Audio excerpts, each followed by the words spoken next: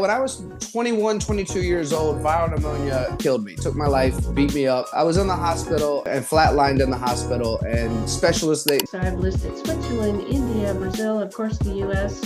What is it like to have a stack of passports and been to 80 countries? Many of us have not done that are not professional travelers. I mean, you're not with Lonely Planet, you're not with National Geographic.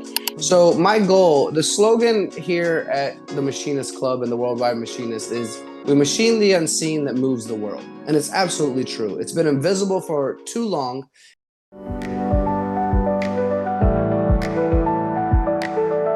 Welcome, Tony Gunn, to the Business Leader Podcast. How are you? Living a dream. How about yourself? Oh, well, I don't know if I'm living the dream, but I'm happy and grateful. I think that those are important components. And I was able to capture you for this interview because life has forced you to stay put for the month of December. Circumstances, airport closures, you're actually going to be still for a little while, and I get to interview you. This is a fact. Yeah, I had something crazy planned, but here we are today, just enjoying slowing down a little bit. And it's really an honor to spend time with you. Oh, wonderful. Well, you're going to smell some roses, maybe enjoy some wine, whatever works for you. Take things a little easier as the holidays are upon us. You call your business TGM Global Services. So you're all about, I can see from the logo on your shirt, global machines, manufacturing, innovation. So I'm excited to be digging in on that. You're the author of a book called A Journey of Riches, Building Your Dreams. And one of the things that really shines through as you talk is what humans are capable of and all the great stories you've come across in the 80 countries you've visited. You know, people innovated this way over here and this way over here. And so many different people combining those cultures. I think the World Wide Web, so much training is available online. You know, we're leveling people up faster and faster because they can turn on a computer and learn how to do something instead of, well, I wonder if that college will accept me and let me be an engineer. Go be an engineer. Dive in. The world will train you. So you have a very exciting point of view to share. 2 decades, 80 countries. So I've listed Switzerland, India, Brazil, of course, the US. What is it like to have a stack of passports and been to 80 countries? Many of us have not done that are not professional travelers. I mean, you're not with Lonely Planet, you're not with National Geographic. You know, you've actually done this because of your love of engineering and manufacturing. Yeah, it's true. Well, first of all, it's a dream because I remember being a kid and looking through the National Geographic magazines and going, man, that looks awesome. I would love to see that one day. But when I was a kid, it was a dream. And I think one of my attributes, for better or worse, is stubbornness, where I kind of, if I have a goal, I work hard to achieve it. And working hard, I think, is a great message for anyone out there who wants to achieve a goal or a dream, because I came from very little. I didn't have much means to pursue or chase, and it's just been small building blocks along the way. But a dream was to see the world. And some people might find it overwhelming, if we're being honest. Some people might look at my schedule and my calendar and go, what is wrong with you? I could never do that. How do you have the energy? I mean, I hear this kind of stuff all the time, but for me, it's a multifaceted dream. It's that I get to see beautiful places that I've always wanted to see, that at one time was magazines. Then, I'm of the generation where we had 6 channels, so not a whole lot of it on TV, but as time has gone on, it's on TV as well. And we look at those places and we become fascinated, but I was fascinated enough to pursue it. On top of that, it allows me to taste delicious foods to go along with the nature that I love to explore, and just my general curiosity to learn from people. People fascinate the heck out of me. Where they come from, their stories, their failures, their growth, their strength and courage. There's just every country and every person is so different, and I'm beyond grateful to have somehow fallen into the realm of opportunity that I'm in right now, to allow me to be of service to an industry that I love and has given me so much. And all I really want to do is give back. So yes, I do have a stack of passports. I just renewed my current one. Thank goodness approved me after, a short amount of time, and I can continue the pursuit of joy around the world and continue to pursue supporting people in this industry and other industries as well, because although manufacturing is my passion and it's what I do for work, I also do a lot of community service and helping people in different areas of the world as well. So for me, it's just a dream come true. That's why I say living a dream, not the dream, because I think the dream is oftentimes something far different from my dream. But I'm living a dream. I'm living my dream, and I'm truly humbled and grateful for it. Well, that's so exciting. I've done a little bit of global travel, and it would drive me crazy to have the same three t-shirts and pairs of pants for a month. Like I would just admit that I would be buying clothes where I went and shipping them home somehow. And so you have to be ready to travel light and not care so much about, look, it's the same t-shirt. Um, so, but one of the things I've noticed just with the people is that even if you don't speak the language and you can't read the street signs, you notice that mothers and fathers care about their children. Somebody in town is feeding the stray cat.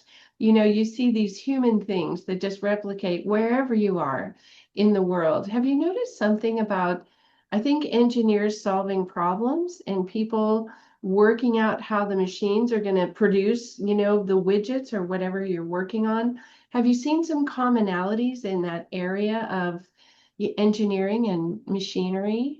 Of course, yeah. I mean, humans, as a general understanding, we're fairly resourceful. I mean, if you think back to, I mean, I wasn't alive, just barely, but I wasn't alive when we created fire and started to make the first wheel and the Mhm. evolution of all things, right? But if you think about the creativity that goes into it, but a lot of it is driven off of necessity or laziness. And I say that because I have a remote control now that I don't have to get off my couch to change the channel, but I didn't have a remote when I was a kid, so somebody thought it'd be easier just to do it from the couch. So obviously that's a piece of laziness, right? But when we talk about what it creates for the world and the people that do it, yeah, there's a different chemical something mindset going on that people who like to work with their hands figure things out, tinker, play. Really, it's almost like play for a lot of these folks. They're gonna make things happen. I remember early on in traveling, my first international trip was in Mexico, and I saw some of the most creative people I've ever seen with so little in certain areas, being able to do things that I wouldn't have even fathomed. And I walked away from that going, okay, I have a lot of opportunity that I didn't realize to do good. It was just inspiring. It was and a little bit scary. Some of the chaos that I saw being engineered and done in what OSHA would consider an absolute no. But to your question, yes, absolutely. The mindset of this unique style of people will always continue to make the world expand. And I don't say make the world good, and I don't say make the world bad, because a person can create whatever they want. They can create weapons of mass destruction, or they can help people walk and see and hear again. So it's just they will create, and that's just this type of human, and they're really intriguing to me. Oh, that's really fun. Well, you have an eye for it, it would seem. And I think it's so interesting that you're sharing those stories on your YouTube channel and in the books that you write, in the keynote speeches that you give. And so let's see. Engineering a solution is kind of natural for you with an engineering mind. And even in young people, you can identify that's a budding engineer. It's true. Yeah, they're solving problems. And so, with an engineering mind, you even engineered your way out of a case of viral pneumonia. So, not how you normally think about, medicine, but you figured somewhere in the world there's the right tincture or collection of teas or, special formulas. People have figured this out before humans have been on the planet for thousands of years. And so somebody has, got this ironed out. I need to find that person. And you did. Yeah, that's a story I don't share so often because it doesn't completely correspond with what people like to ask me about, but I'm really happy you did. So I'm going to give a little background on that so the Oh, audience good. knows exactly what you asked. Yeah, when I was 21, 22 years old, viral pneumonia killed me, took my life, beat me up. I was in the hospital and flatlined in the hospital, and specialists, they revived me, hooked me up to oxygen. There's a little bit more to the story because I had gone in a couple of times and they sent me back home after, giving me a little bit of medicine and that kind of thing. But over a week and a half's time, this had occurred, and three specialists had come in. The first two specialists had no idea how to revive me. The viral pneumonia, or not revive me, but heal me. The viral pneumonia was too aggressive. It was anytime I would try to break it up out of my lungs, it just reconnected immediately. And so my lungs, when I looked at the chart, were 80 to 100% full according to the check boxes of how full the lungs could be.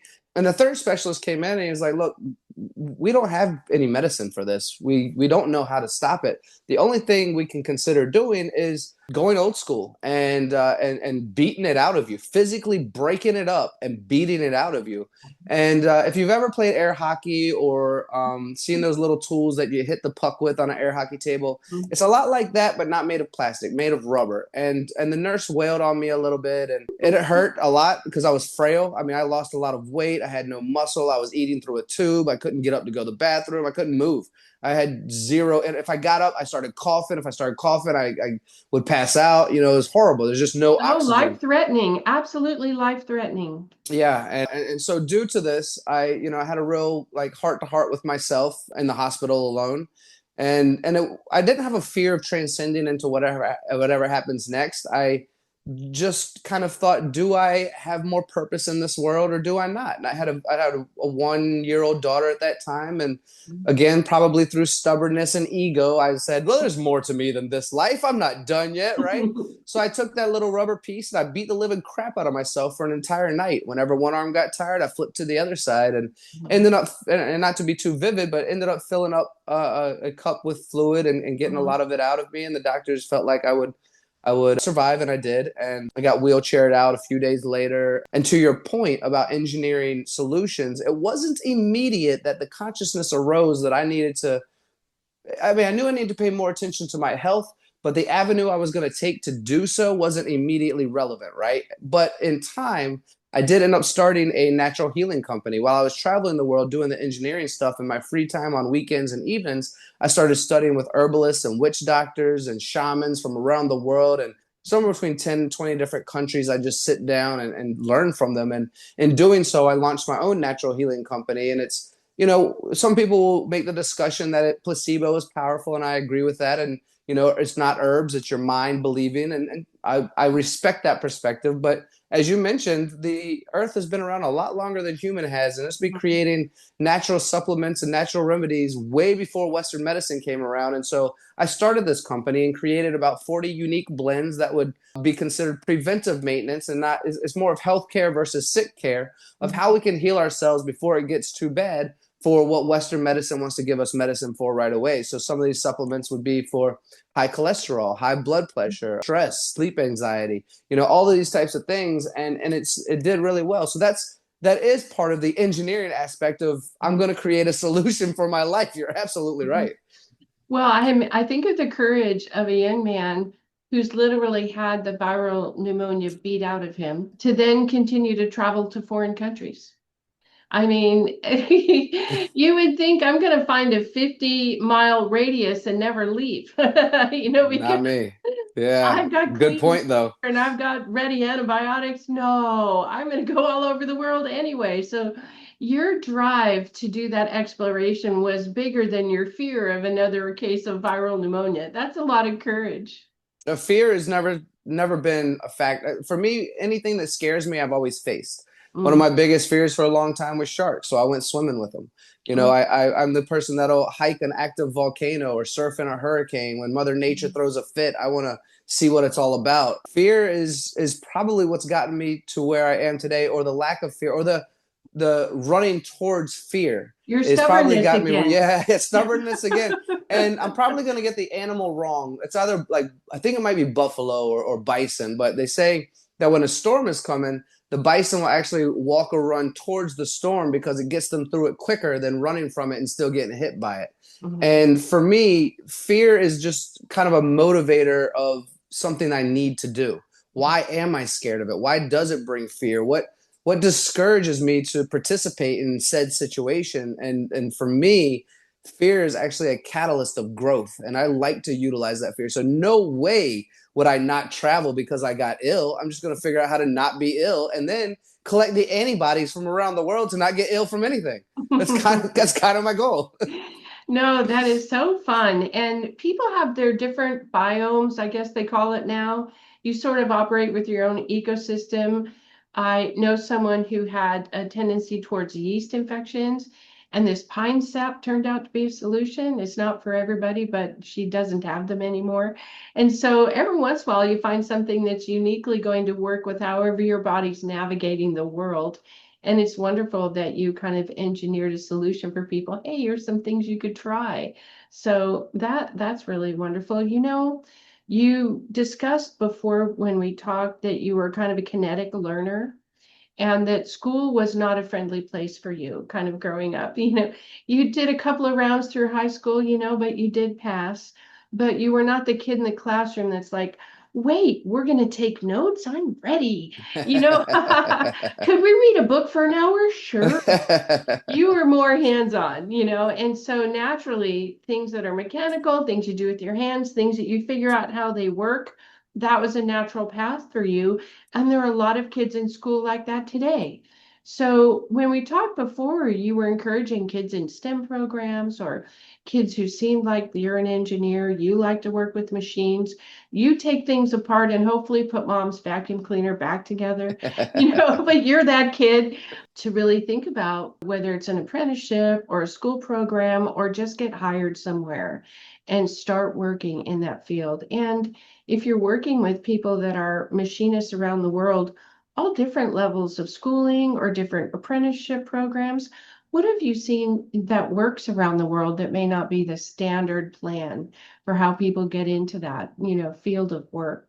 Yeah, a wonderful question. I'm actually going to re-invite the beginning of that conversation to let the folks know a little bit more details about what you're talking about. We all learn differently. School is it's repeat. It's memorize, repeat, memorize, repeat. Not everyone learns that way. A lot of us are hands-on or learn in completely different methods. In fact, they say some of the most entrepreneurs, the most leaders currently were asleep in classrooms because Right. they learn completely different. So for the kids out there who might be listening, if you are not the straight A student, don't worry. You still have a very bright future, very bright. And you're right. I did graduate on time, but I definitely dropped out my junior year of high school. I did get kicked out of 3 colleges. I only went to college for soccer. I thought I was going to be a professional soccer player. That didn't work out for me. I got close, but it didn't work out for me. STEM is very, very important. When we think about what AI is doing right now, changing the world, these changes and job losses that are occurring, we currently need and you will thrive working with your hands. So when we think of STEM, you're thinking of science, technology, engineering, mathematics. And if you want to throw STEAM in there, then you have the arts as well. So like your architecture. This is the future for kids to have a stable career, to take care of their families and their households and their communities. The plumbers, the electricians, the welders, these jobs are the jobs of the future. They're not being taken. And so part of my mission as I travel the world giving keynotes and symposiums is to help these kids realize that, but also their parents. Because when I was growing up, we were demonized. If we didn't go to university, you were not going to be a success. You sat down with a counselor, you're going to university, you're an idiot, you're not going to win, right? And so we got the trades got demonized, and for a lot of different reasons, which probably another day, another podcast about why that happened, and everything got sent overseas and all that kind of fun stuff. And we really focused on university and collecting a big debt and thinking that's going to be a success. And the stories were a little mistold. But currently, my goal is to remind folks out there that there is actually currently a better ROI for the career of a person to go through trades than there is through university as the average. Now, we still need doctors, we still need lawyers, we still need dentists, we still need these folks that are going to take 7, 10 years of school. It's very, very important. But as far as having a career, I want the parents to understand that if your kid chooses the trades, they are choosing a really successful opportunity. Mhm. And yes, you can see them. You can see them at a young age tinkering with things. They're brilliant already, and we shouldn't numb them by forcing them into a way of learning that isn't going to encourage them to be the best version of themselves. The trades has, I think, 3-4 million person skills gap right now in the US alone. Yes. Think about that void that needs to be filled. I Yes. mean, there's opportunity everywhere. So for me, this is a very important message. And I can give this message from a point of also being a education failure, from Yeah. going through the what I would consider the difficult road. You took the school of hard knocks, but it has worked out very well for you. Mm-hmm. And, I was always a very good student because randomly, the way I learn is the way they were teaching. So I just dropped into the slot. But I didn't do that on purpose. Right. People would say, listen to things and write it down and apply them. I'm like, okay. And other people are like, what did she say? Like, couldn't I just draw or paint or, go kick the soccer ball? So yeah, randomly, I happen to be just the one that was designed for, but it's, narrowly designed. And I think, people understand more about learning styles today. And I would encourage people to find your own learning style and then double and triple down on that. Whatever kind it is, go with that and Yeah, great message. learn that way. Yeah. So I think the kids are all right and they're going to have a lot of new opportunities. And, let's talk a little bit about AI and the transformation that that's bringing. Certainly, it's a topic in the economy here, and billions are being made. And they're saying there's kind of an AI bubble developing, like we had a tech bubble, where people are throwing money at pets.com and the sock puppet, that's showing, this is the new way until it goes. So people are spending money on AI stuff that has no ROI, is still being invented as we talk. And so some of those are going to win and some of those are going to fail.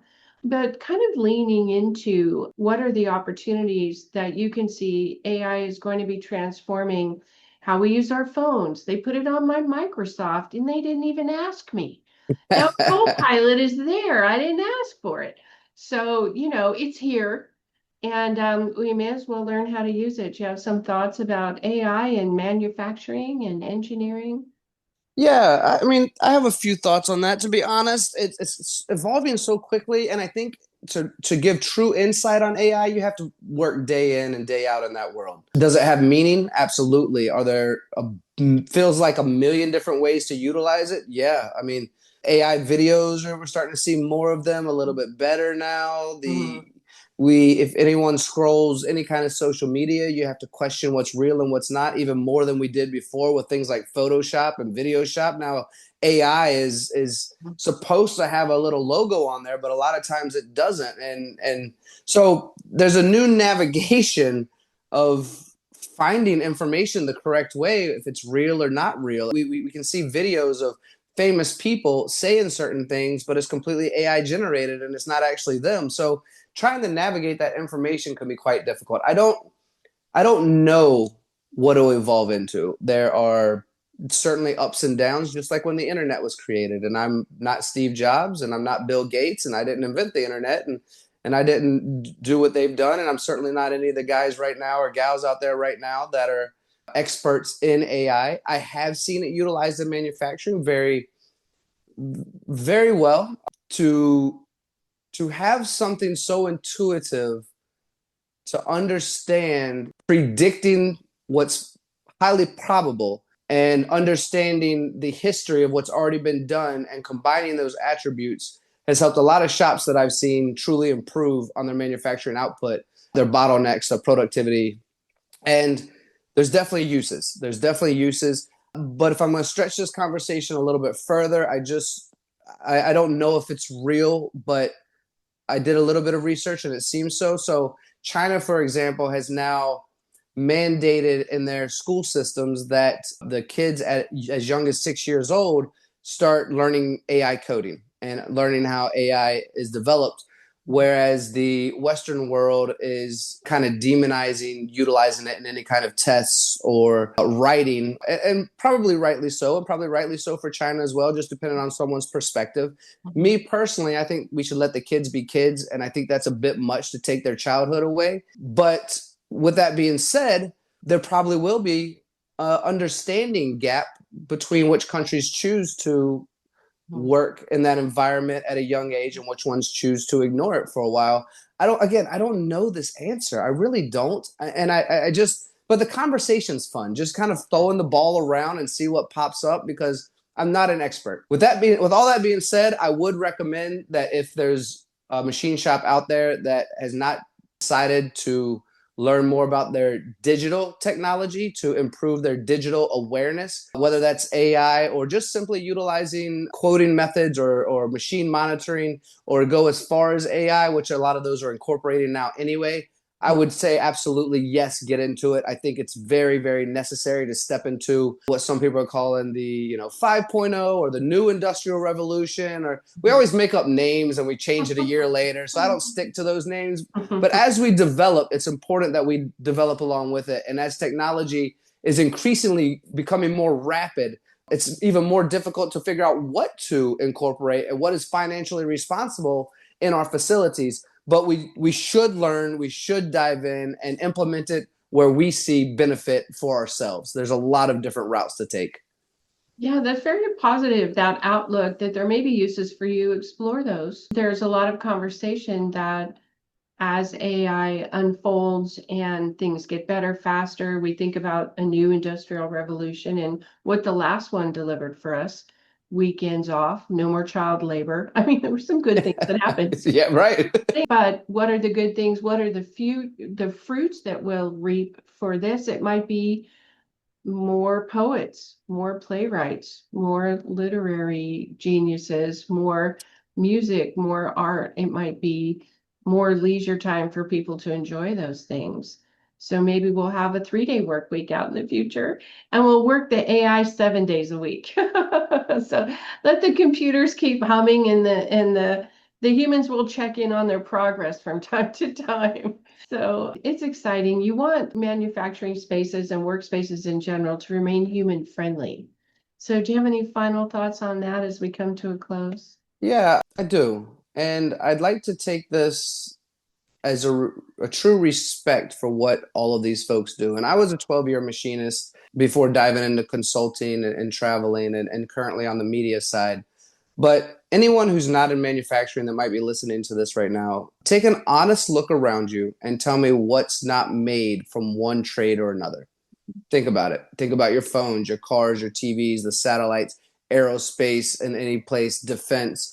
Think about your parents or your grandparents going to a doctor. What if the doctor didn't have any of those tools that are made by machinists? Yeah. They would use a stick and a rock, right? What would we have? So we always go out and we praise, and I have doctors that are friends, so this is not meant to be derogatory in any way, but we go out and praise folks like this. You saved a life, but at the core of it, everything around us is made by machinists. So my goal, the slogan here at the Machinist Club and the Worldwide Machinist is we machine the unseen that moves the world. And it's absolutely true. It's been invisible for too long.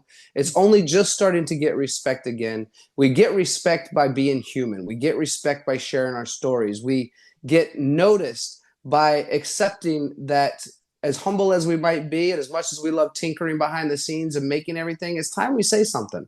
And if someone's shy to do so, that's why I'm here to help them share their stories, to be of service to an industry that has brought me so much. By humanizing manufacturing, by showing the people behind everything that's made, the love will come, the respect will come, the acknowledgement will come, and then kids will want to be a part of it too. When they see it on their social media scrolling along and they see some badass machine making something super cool, they want to do that too. And I think it's important we understand and accept, because I believe that manufacturing and the trades are one of the slowest to adapt to social media just through marketing and everything. But if we adapt, it'll be one of the quickest ways that we can influence the next generation to want to be a part of this. So that's my thought on why it's so important to show the humans and to connect to humans and to be human when we talk about manufacturing and all the steel and metal and all the different things that we make all around the world.